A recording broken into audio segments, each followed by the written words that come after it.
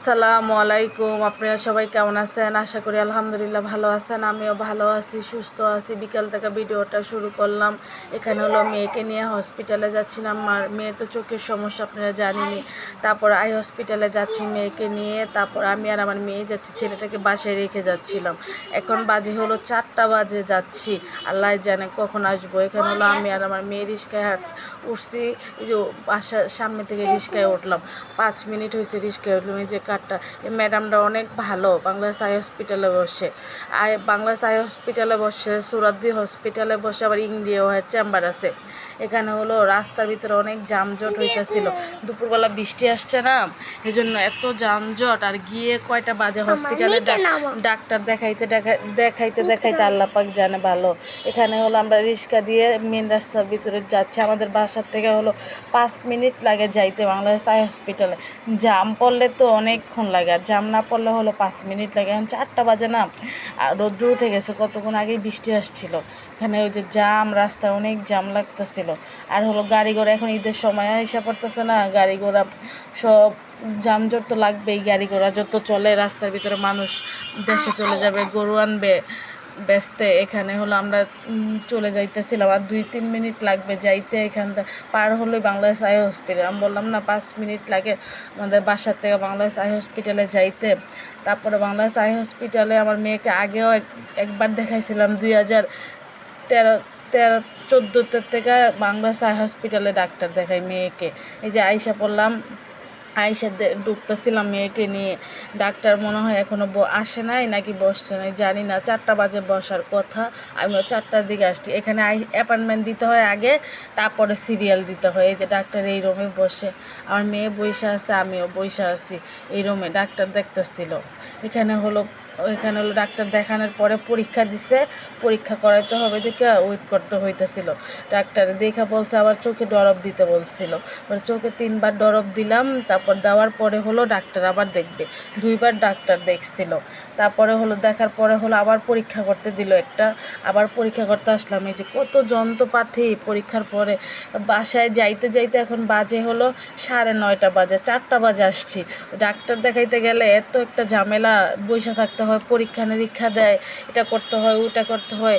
এজন্য এখন 9:30 বাজে ডাক্তার দেখা শেষ হয়েছে। এই যে আমরা আসছি, এখন রিক্সা লবো। রিক্সাওয়ালাকে ডাকতেছিলাম, মামা যাবেন নাকি?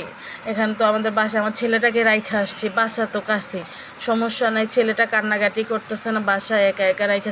মেয়ে আবার রামেন নুডলস আনছে, রামেন এটা খাবে, জাল নুডলস খাবে। এই জন্য আসে 2x রামেন। এখানে হলো মেয়ে নিয়ে আসতে বানাইতেছে, মেয়ে জাল খাবে, অনেক জাল খাবে। তারপরে হলো মেয়ে এটা সিদ্ধ করে নিচ্ছি, সিদ্ধ করে তারপরে হলো মশলা প্রথমে একটা দিয়ে দিল। এই যে জাল মশলাটা মেয়ে আবার দিচ্ছে, এত কালারফুল, আল্লাহ অনেক মেয়ের হাতে লাগছে একটু এটা মশলাটা, এত জাল। মেয়ের হাত জ্বলতেছিল, এত জাল ছিল। মেয়ে তো আমার ছেলে খাইতে পারছে, মেয়ে তো খেয়ে অনেক অস্থির হয়ে গেছে। জাল, প্রচুর জাল, অনেক জাল। কেমনে যে খায় আল্লাহ, মানুষ আল্লাহ জানে। এটা কালার, কি কালার দেখতে দেখা যায়, কি কালারটা কি। আমার মেয়েরে বলতেছি এই নুডলসটা খাওয়ানোর জন্য। আর দাম হয়েছিল 200 টাকা। একটা পিস নুডলস হলো 200 টাকা দাম। আর এমনি তো 200 টাকা তো 4 পিস 8 পিস নুডলস আনা যায়। আর এই নুডলসটা কি আছে ভিতরে, কিছুই নেই। 200 টাকা দাম একটা নুডলসের পিস। আমি তো অবাক হয়ে গেলাম। আর আমি একটু খাইছিলাম, এত জাল লাগতেছিল যে বলারই বাইরে। এই যে দেখেন কালার, মেয়ে খেয়ে অর্ধেক রেখে দিছে। রাত্রে আর কোনো ভিডিও করি নাই। এখানে হলো সকালবেলা রুমটা আমি সুন্দর করে ঝাড়ু দিতেছিলাম। উপরে এত ময়লা হয়েছে, আমি ধরতে পারতেছিলাম না। মেয়ের পরীক্ষা দেখা কোনো কিছুই করতে পারতেছিলাম না। তো আজকে শুক্রবার তো, তাই হলো রান্না বান্নারও একটু কম দিব, আজকে সময় কম দিব। ওই জন্য আগে রুমটা গুছাচ্ছিলাম। আগে চাদরটা উঠাই নিলাম, চাদরটাও ময়লা হয়েছিল। এই জন্য চাদরটা উঠায় আমি সুন্দর করে এটা ঝাড়ু দিতেছিলাম। ঝাড়ুটা দিয়ে তারপরে হলো ওই যে ফার্নিচারটি একটু মুছে নেবো। ফার্নিচারটি মুছে, অপরিষ্কার ভালোই লাগে না আমার কাছে, অপরিষ্কার কেমন জানি লাগে। আর বালু আসে চারিদিক দিয়ে, এখন বৃষ্টি হইতেছে না, অনেক বালু আসতেছিল। এখানে হলো আমি খাটটা একটু মুছে নিতেছিলাম। মুছা সুন্দর করে আমার ওয়ার্ডরোবটা, আলমারি, এটাও মুছছি সুন্দর করে। এটা আর ভিডিও করিনি, ভিডিও করলে অনেক বড় হয়ে যায় দেখা। আপনারা তো ভিডিও যদি অনেক বড় করেই দেখতে যাবেন না, এই জন্য আর বড় করি না। যদি আমার ভিডিওটা কোনো অংশ ভালো লাগে, লাইক কমেন্ট শেয়ার করে দিবেন। আর আপনারা সাবস্ক্রাইবার করে সাবস্ক্রাইবার কেউ উঠাবেন না, আপনাদেরও ক্ষতি হয় আমারও ক্ষতি হয়। আপনারা করে উঠাই ফেলেন সাবস্ক্রাইবারটা, এটা কেমন লাগে, আমারও কষ্ট লাগে, আপনাদেরও কেমন জানি লাগতেছে। আমি তো সবাইকে সাবস্ক্রাইবার করি, তো সবাইকে সাবস্ক্রাইবার করে দেয়, আমাকে যে করে দেয়, তারপরে উঠাই ফেলে। তা উঠাইলে হ্যাঁ ইচ্ছা উঠাইবে, সমস্যা নাই। এখানে হলো আমি রুমটা সুন্দর করে গুছিয়ে তারপরে হলো রান্না করতে যাব। আজকে মেয়ে বলছে বুনা খিচুড়ি খাবে আর মুরগির মাংস রান্না করতে বলছে, জাল করে বুনা করে মুরগির মাংস রান্না করতে বলছে, আর হলো বুনা খিচুড়ি খাবে। এখানে হলো আমি সুন্দর করে সব মশলা দিয়ে মশলাটা কষাইতেছিলাম, মশলাটা কষিয়ে তারপরে হলো এখন মাংসটা আমি দিয়ে দিব। হলুদ দিছি, মরিচ দিছি, লবণ দিছি, তারপরে হলো সব ওই মশলা এখানে দিছি, আদা রসুন দিছি। এটা সুন্দর করে আমি এখন কষাবো, কষাইয়ে তারপরে হলো মাংসটা মানে দিয়ে দিলাম। দিয়ে ছোটো মুরগি তো আমাদের অনেকগুলি ছোটো মুরগি আনছিল স্যুপ খাওয়ার জন্য। আমি আজকে বলতেছি, মেয়ে বলতেছে আম্মু ছোটো মুরগি রান্না করে দাও, একটু ভাল লাগবো না খাইতে, একটু ঝাল করে ছোটো মুরগি রান্না করো, অনেক ভাল লাগবো খাইতে। এখানে এটা আবার রান্না বসাই দিয়ে আবার আরেক কাজ করতে গেছিলাম গা।